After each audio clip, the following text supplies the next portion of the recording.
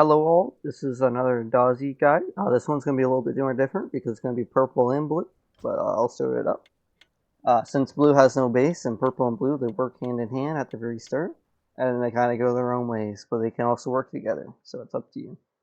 And again, at the top left is the Discord if you want to join and play. It tells you when games are going to play, and Patreon on the top right if you want to donate to the creators of the game. But for purple, like you have your starting heroes, and you have two special units. You have horsemen.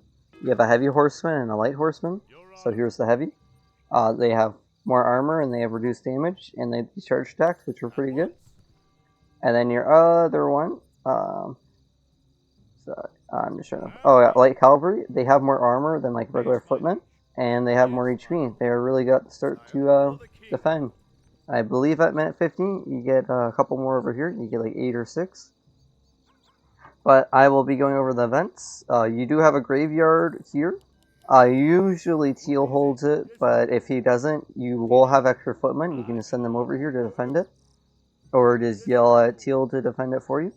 And then the only other one that you have is just the Infested Citizen. Purple has a bunch of units at the home base, and then he has like this little outskirt village, and then blue and purple, they have this spot right here. And then at the start, you want to make sure that you grab all these units and kind of put them somewhere over here, like so. And then for blue, he has units over here. And for blue at the start, you want to make sure that you send units over here. I would grab all the units first and send them over because they take a long time to walk over there. And then I would share with everybody afterwards, especially if you have a slower computer like mine and you lose 10 seconds at the start of every game. And then for blue and purple, they hold here at the very start. So there's a bunch of different ways to hold it. The normal way is like you hold this 6 wide, and like this diagonal is a little bit weird. Like it's a 4 wide, then this is a 3 wide. Or you can hold this 5 wide and the 3 wide here of blue, and then purple still holds this. Or my personal favorite, if you don't trust blue that much, is you hold this 6 wide right here. You can hold this. Zombies can get like in this top spot here. I'll just show you. But they can't get through, but they can attack your people. Like if you have a person sitting here, they can still attack them, but they can't get through. So you just gotta hold this rock to this fence post. I believe it's like 6 or 8 wide. And then blue just holds this 5 wide. And then for blue, he has another event. I said this one orange guy, but there's an ambush down here that can happen. So they spawn a couple A-bombs, a couple zombies. It's not like a permanent event. You just kind of have to deal with it. So you have 2 3 wides here. So whenever that event does happen, hopefully you have preset melee here. Like just throw some conscripts or whatever you have extra down here. And then if they do the event, I would bring all your archers on control groups down here to help defend it. Because you're definitely want to kill these A-bombs because they will destroy your units. And like once all these guys are dead, you don't really have to worry about it. So just send the archers down here, kill all the stuff, and then send the archers back up to the top here. But if that happens, then you're fine. And let's say red falls first, blue will have to hold this spot here. If red can't hold this spot here, like I said in another tutorial, what they should be doing, and then you'll have to hold this also with that other stuff. And you and purple can talk about that.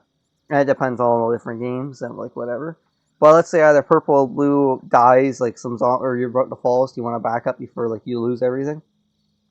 I'll do purple first, but you would send all your archers up here, send your melee, your priests, and then you can set up this 4 wide here. Or I personally prefer the 4 wide, and then you put your archers over here, and then priests in the back, and then like have your wagons to support here, and then have like a hallway that comes through that's like 2 wide. Or you can set up this 6 wide right here. Personally, I don't know why people do it, but you do the 6 wide here, you have more room, I guess, and like archers go up on the top. For blue, whenever they back, they have 2 different spots that they can hold. They could hold this bridge. It is a diagonal, so it's a bit harder to hold. But I think it's only a 5 or 6 wide on the diagonal. It's a little bit weird on bridges, and especially the diagonal. Or you can hold this 4 wide and this 2 wide. 2 wide's really easy to hold.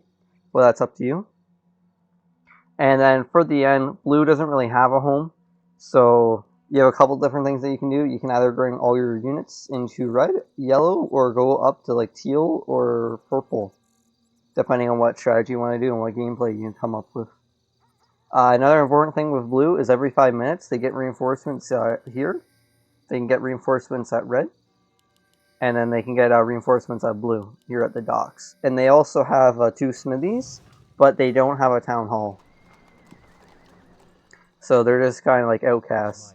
And these units at purple, you don't want to forget them because there's also priests here. So you want to bring them over. And that's pretty much it for blue, and then I will go over for purple. But like, yeah, blue, you just join in with another team, and then you do whatever strat or guide I have on them. For purple, you can hold here, and then if teal or something falls, you can hold this spot. But if blue falls and like red falls, you can close this bridge actually, and then it makes it so that zombies can't get through, and they have to walk all the way around here. And then like maybe like yellow will hold here, but sometimes green holds this. But it just gives you some extra time for the zombies to walk all the way around and then attack you. And then you can hold this 6 wide, or you can hold this ramp and this ramp, or just this big one right here. It's kind of up to you, and depends on what, like, how many units you have. But depending on what you do, or like what heroes you have and the support that you have, it will depend on all that. And then whenever those are falling and you don't feel like defending them anymore, you can hold this 2 wide and then this 4 wide. I definitely would be holding the 2 and the 4. 2 is really easy to hold. What I normally do is I just have like a hero there. Like your hero has, like the archer hero has a lot of armor. Like surprisingly a lot of armor, especially if you get rings and then levels up. And then just put your like your big cavalry in here, your heavy cavalry. And then you just kind of like a couple of priests and your crossbowmen and some support back here. It is a little bit tight, but like your cavalry, like they have like lots of armor and they reduce all attacks by 8. So really good. And then you kind of have like your archers up here in this little slot. And make sure this big line is super clear, because like you want room for your heroes, and it's only 2 wide for the entire thing. So make sure that's clear for your heroes to walk through and like in and out to buy items. And then once this falls, like because something will eventually give. Usually it's your 4 wide, or if you're not focusing on this thing, because they can pull units with like Cleric Templar, then you would fall back to this thing. It's kind of weird because it's on an angle, so like I personally don't like it, but it is a good spot to hold. Like you put priests up here, or priests behind, put support by this town hall, and then you kind of hold this. And then if that dies, what I like to do personally, this is my personal favorite, is I would like to just give them the town hall, and then what you can do is just put your archers all up here, and then you just defend this 2 wide. So you literally just put your hero, have a couple of priests, you can get support in here. Like yeah, it's a little bit tighter, but it's only 2 wide, so it's a lot easier to hold. And it gives you a really big advantage because teal gets more gold from this sanctum. He gets 50 gold every 5 minutes. And then the better thing is you get an extra shop. So like you can get more scrolls through like blood clouds, so you can get DP. And that is a really big thing, because then you can spend $50 on a coin, come in here, get a scroll, because the cooldown on it's like super long. Like the cooldown will kill you on that thing, so having this extra base will really help. And then if they do decide to push you with like Dreadlords or something, maybe hopefully you can kill 1 or 2 and then kind of be worth it with gold, and then kill all your archers and then kind of die and then teleport out of here. But definitely worth it because it can waste the zombies' time. Like wasting the zombie times is huge. Like they can spend like 2 minutes just trying to break you, which is 2 minutes that another place can survive.